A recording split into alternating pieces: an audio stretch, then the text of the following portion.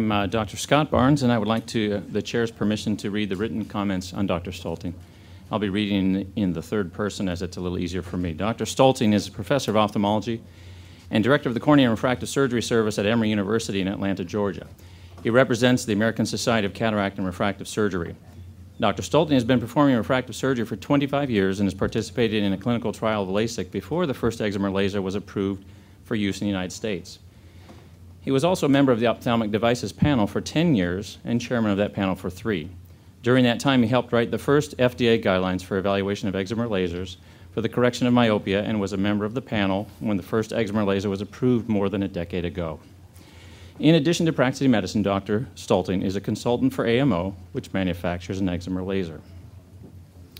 Since the first clinical trials, we have worked diligently to improve the quality of vision after LASIK. We have come to understand that every 20/20 vision is not necessarily the same. For example, functional night driving vision may not be the same as the vision that we measure in our offices. Today, most patients who undergo LASIK achieve vision that is 20/20 or even better. In fact, 61% of patients achieve vision that was better than 20/20 in a recent clinical trial. In addition, these patients actually reported less glare, less light sensitivity, and less night driving difficulty than they did before they had their LASIK. Despite these advances in technology, we know that a small number of individuals do not obtain the results that we have come to expect for this extremely effective procedure.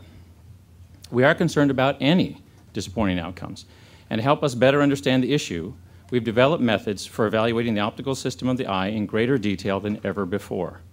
We have also developed methods to correct abnormalities of the optical system with treatments customized to address the unique needs of every patient. In addition, we have instituted screening procedures that can help to identify those few patients who might have less than optimal results after the procedure. At Dr. Stulting's Laser Center, the patient's initial examination lasts for approximately 2 hours. This comprehensive evaluation includes a complete eye examination, wavefront measurements, detailed analysis of the curvature and thickness of the cornea, measurements of the pupil diameter in various lighting conditions, assessment of tear production, evaluation of the ocular surface, and a personalized discussion of the procedure with each patient.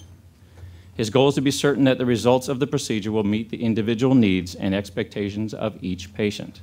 In fact, Dr. Stulting routinely tells a number of patients who come to him seeking refractive surgery that they are not candidates for LASIK under any circumstances. The results of our collaboration with the American Academy of Ophthalmology, the National Eye Institute, and the FDA will allow us to refine our screening procedures even further. Our goal, like the goal of everyone here today, is to do everything possible to be certain that each patient achieves a result consistent with his or her visual needs and expectations. In closing, I would like to add a brief personal comment. A young captain who was leading 120 men in his company lost his glasses in an ambush and a subsequent firefight. He couldn't locate his glasses, but he was able to make himself back to his Humvee, which is his Jeep or his vehicle. He jumped in and told the 18-year-old corporal that he just needs to drive it to safety. The corporal asked, "What do I do?" The captain said, "I can't even see you, much less where to go. You got to get us to safety."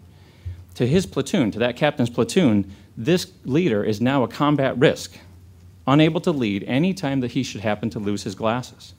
Thankfully, that 18-year-old corporal was able to lead the patrol to safety. Well, as soon as they all returned home, however, this captain came to my office essentially demanding laser refractive surgery. He said he will never put himself or his men in that kind of a position again. After successful refractive surgery, he told me that, "Doc, I've gone from a combat risk to a combat asset, now that my eyes allow me to lead in the way in which I have been trained, the way that my guys deserve."